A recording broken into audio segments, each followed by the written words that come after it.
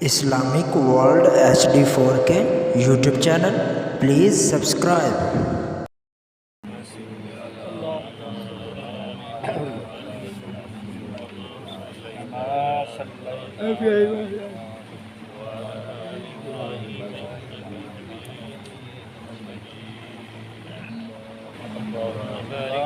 بارك على محمد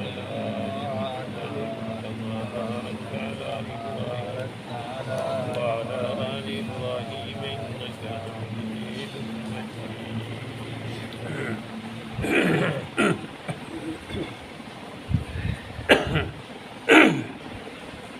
أعوذ بالله من الشيطان الرجيم. بسم الله الرحمن الرحيم.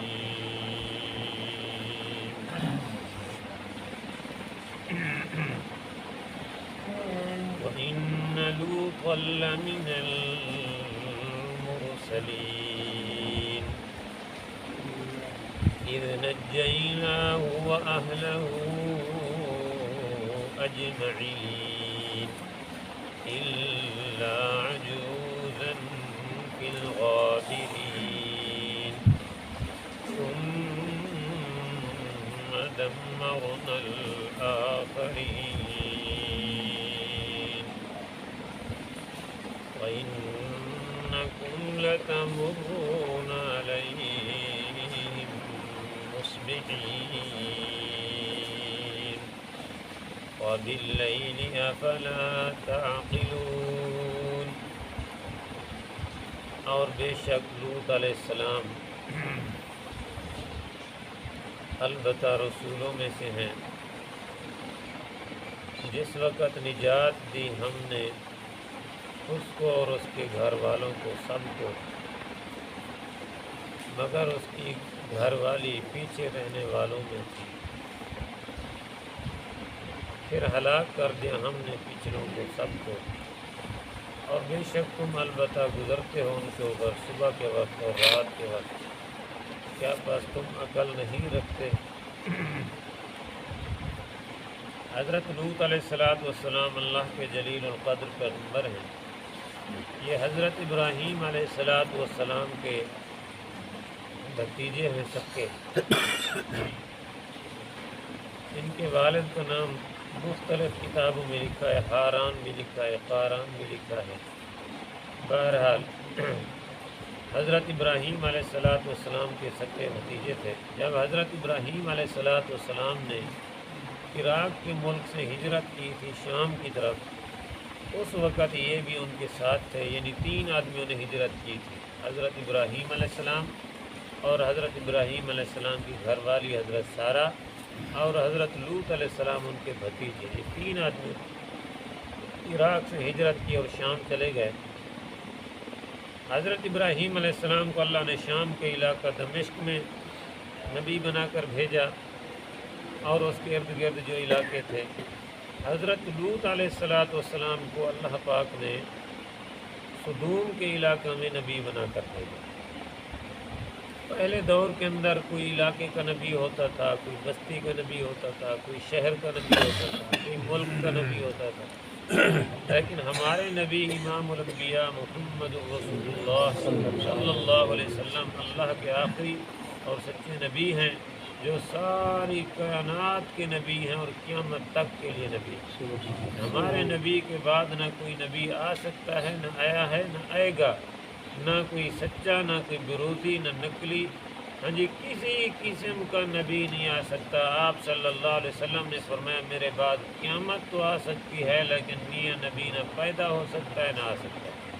اگر کوئی آ کر نبوت کا دعویٰ کرے، اللہ کے رسول صلی اللہ علیہ وسلم نے فرمایا وہ جھوٹا ہے، دجال ہے، کذاب ہے.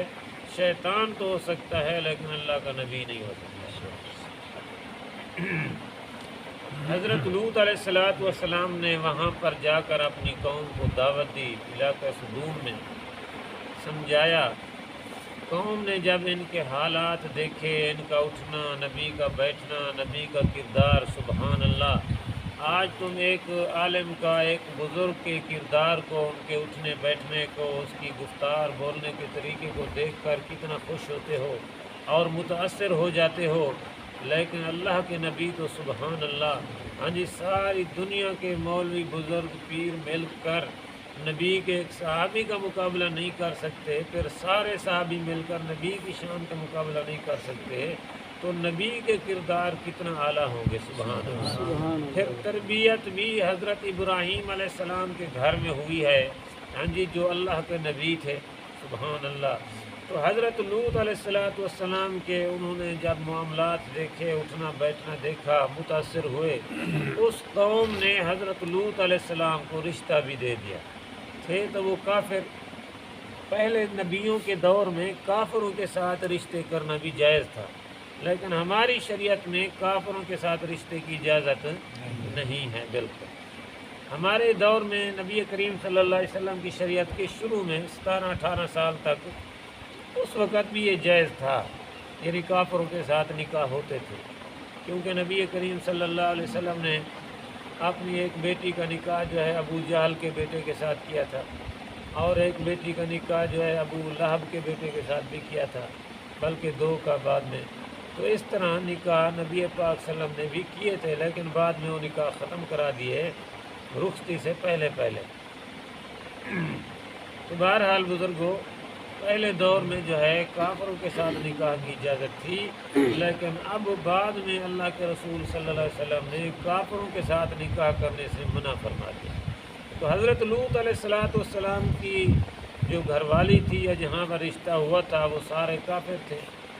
اللہ کے نبی نے ان کو سمجھایا، تبلیغ کی، اللہ کی توحید سکھلائی کہ عبادت کے لائق، سجدوں کے لائق، دعاؤں اور پکار کے لائق صرف اللہ کی ذات ہے اور کوئی نہیں ہے۔ اس قوم کے اندر ایک جرم اور غلطی، گناہ تو یہی تھا کہ وہ لوگ بت پرست تھے، اللہ کو چھوڑ کر اوروں کو سجدے کرتے تھے، اور اس کے بعد ایک اور بڑا گناہ ان کے اندر یہ تھا کہ وہ لوٹی تھے، لواطت پرست تھے، یعنی عورتوں کو چھوڑ کر مردوں سے اپنی خواہش پوری کرتے تھے۔ تو اللہ کے نبی نے ان کو بڑا سمجھایا، تو انہوں نے کہا کہ اے لوط، تو اس کام سے باز آ جا، ورنہ ہم تجھے جو ہے نا مار دیں گے، اور تجھے جو ہے ہم اس بستی سے باہر نکال دیں گے۔ اگر تو بڑا پاک باز بننا چاہتا ہے تو یہاں سے نکل جا، چلا جا، ہمیں جو ہے تیری کوئی ضرورت نہیں۔ اللہ کے نبی کو الٹا ایسی باتیں کرتے، اور یہ ایسا غلط یعنی بڑا جرم تھا کہ پہلے کائنات کے اندر آج تک کسی نے یہ جرم نہیں کیا تھا کہ اپنی خواہش مردوں کے ساتھ پوری کرنی۔ یہ ایسا جرم ہے کہ جانور بھی یہ کام نہیں کرتے ہیں جو انہوں نے شروع کر دیا تھا۔ ہماری فقہ کے اندر لکھا ہے کہ اگر کوئی ایسا مجرم ہے جس نے کوئی یعنی مردوں کے ساتھ خواہش پوری کرتا ہے، اس کی سزا کوڑے نہیں بلکہ اس کی سزا موت ہے۔ فرمایا کہ اس کو کسی اونچے پہاڑ پر لے جاؤ، وہاں سے دھکا دو، نیچے گرے اور مر جائے، بس اس کی سزا یہی ہے اور کوئی نہیں۔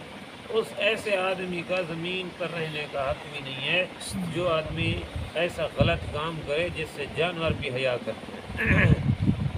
تو یہ قوم کو یہ عادت تھی، ان لوگوں نے نبی کو سمجھانے کے بعد بھی بات نہ سمجھی۔ آخر کار اللہ کے نبی حضرت لوط علیہ السلام کی جب بات نہ مانی قوم نے، تو اللہ پاک نے جو ہے نا فرشتے بھیجے عذاب والے۔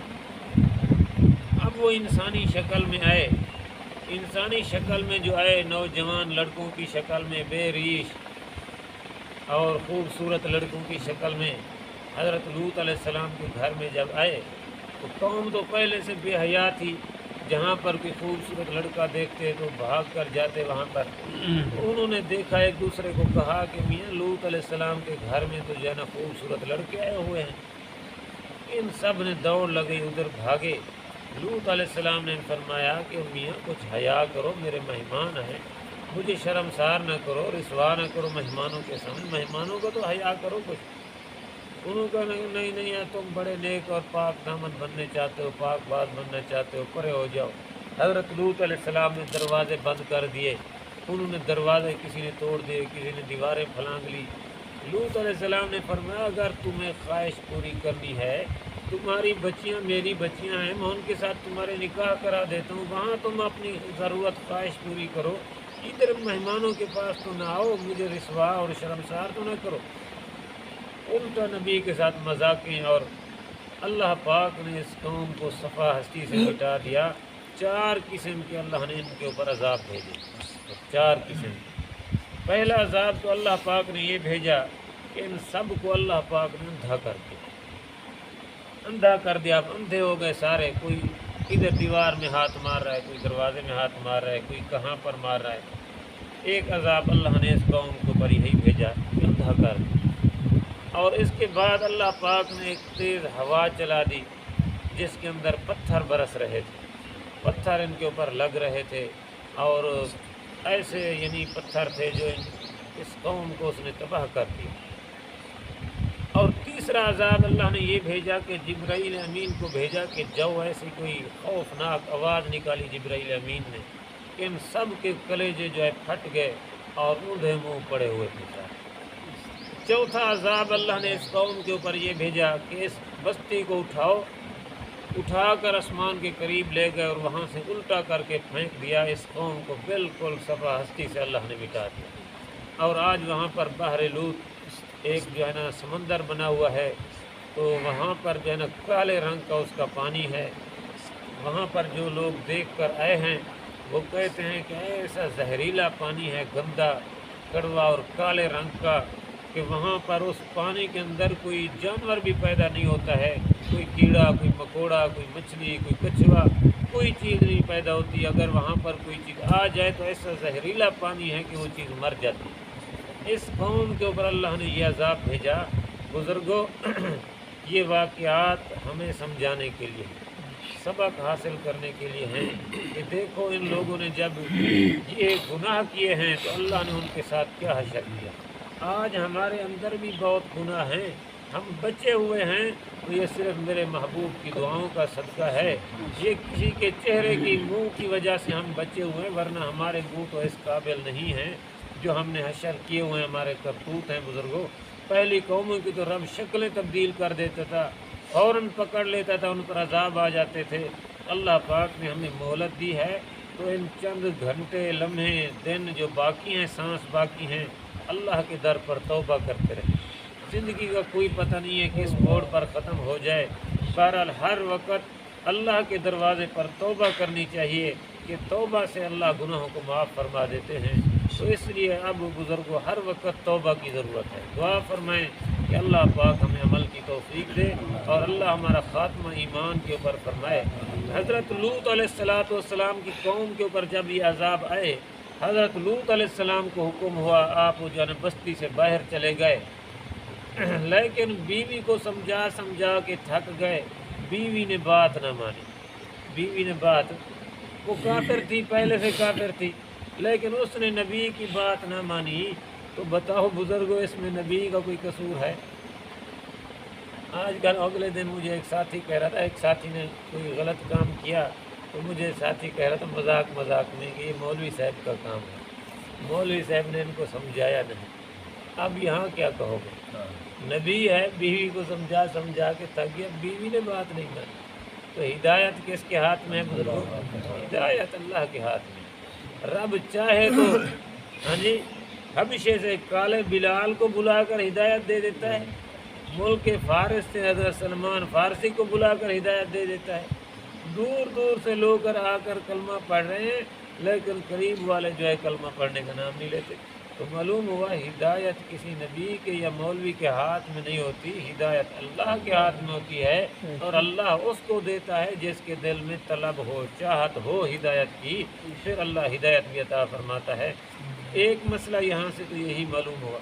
دوسری بات یہ سمجھیں کہ نسبت پر صرف بھروسہ کر کے نہ بیٹھے رہیں کہ میں تو جی مولوی کے گھر کا ہوں, حافظ قرآن کا ہوں, ہاں جی مجھے بس بخشوا لے گا, مجھے نیکی کی کیا ضرورت ہے, میں تو جی سید ہوں, ہاں نبی کے خاندان کا آدمی ہوں, بس میں بخشا جاؤں گا. یہاں تو نبی کی گھر والی بھی نہیں بخشی جا رہی. ہاں جی گھر والی نبی کی, اللہ اکبر. قرآن پاک میں حضرت نوح علیہ السلام کی بیوی کا بھی ذکر ہے, اس نے بھی بات نہیں مانی, لیکن وہ بھی غرق ہو گئی اور یہ بھی غرق ہو گئی. اللہ نے عذاب میں گرفتار کر لیا.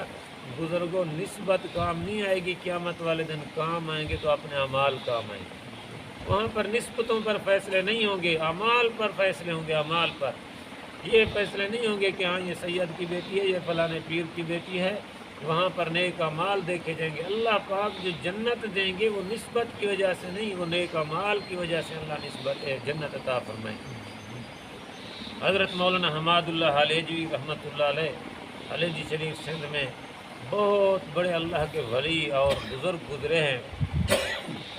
حضرت کے پاس ایک مرید گیا، کہنے لگا حضرت میں غریب آدمی ہوں، آپ اپنا کرتا جو ہے مجھے دے دیں، میں وہ پہن لوں گا، اس کا کفن بنا لوں گا، شاید اللہ اس کی برکت سے مجھے معاف کر دے۔ آپ اللہ والے ہیں، اللہ والے کے جسم کو لگا ہوا کپڑا ہے۔ تو حضرت نے فرمایا بیٹا حماد اللہ کرتا کیا اپنا چمڑا بھی اتار کر دے دینا، تجھے تیرے اپنے اعمال ہی کام آئیں گے، حماد اللہ کا چمڑا کام نہیں آئے گا، حماد اللہ کا چمڑا کام نہیں آئے گا۔ آج تو مولوی جاہل، نقلی پیر، جعلی پیر وہ بھی کہتے ہیں جی تم گھر میں بیٹھے رہو، اعمال کی ضرورت نہیں ہے، بس ہر مہینے مجھے اتنا نذرانہ دے دیا کرو، میں خود ہی بخشوا لوں گا تم۔ ہاں جی، لیکن اللہ کے نبی کیا کہہ رہے ہیں؟ اپنے اعمال خود کرو، ہمارے اوپر آسرا کر کے نہ نسبت صرف کام نہیں آئے گی، اعمال کام آئیں گے۔ ترجمہ دیکھ لیں، فرمایا وَإِنَّ لُوطًا لَمِنَ الْمُرْسَلِينَ، اور بے شک البتہ لوط علیہ السلام رسولوں میں سے ہیں۔ اِذْ نَجَّيْنَاهُ وَأَهْلَهُ أَجْمَعِينَ، جس وقت نجات دی ہم نے ان کو، وَأَهْلَهُ اور اس کے گھر والوں کو، اجمعین سب کو، إِلَّا جُوزًا فِي الْغَابِرِينَ مگر اس کی بیوی جو ہے وہ پیچھے رہنے والوں میں ہو گئی، پیچھے رہ گئی، وہ لوط علیہ السلام کی بات مان کے بستی سے باہر نہ نکلی۔ ثم دمرنا الآخرین، پھر ہلاک کر دیا، تباہ کر دیا ہم نے پچھلوں کو۔ وَإِنَّكُمْ لَتَمُرُّونَ عَلَيْهِمْ مُصْبِحِينَ، او دنیا والو بے شک تم تو البتہ گزرتے ہو ان کے اوپر، صبح بھی شام بھی، رات کو بھی۔ وہاں سے وہ راستے پر مکے والے جب سفر کرتے تھے نا شام کے ملک میں، تو یہ صدوم کا علاقہ راستے میں تھا، صبح بھی وہاں سے سفر کرتے ہوئے گزرتے تھے، شام کو بھی سفر کرتے ہوئے گزرتے تھے۔ اللہ پاک انہیں کو سمجھا رہے ہیں کہ تم میرے نبی کی بات نہیں مان رہے ہو، مخالفت کر رہے ہو، دیکھو تو صحیح قوم لوط کے ساتھ ہم نے کیا اشر کیا، ان کے کھنڈرات، ان کے مکانات تباہ ہوئے پڑے ہیں، تم اپنی آنکھوں میں دیکھتے ہو۔ افلا تعقلون، کیا تم عقل نہیں رکھتے ہو، سمجھتے نہیں ہو بات کو؟ دعا فرمائے اللہ ہمیں سمجھ نصیب فرمائے۔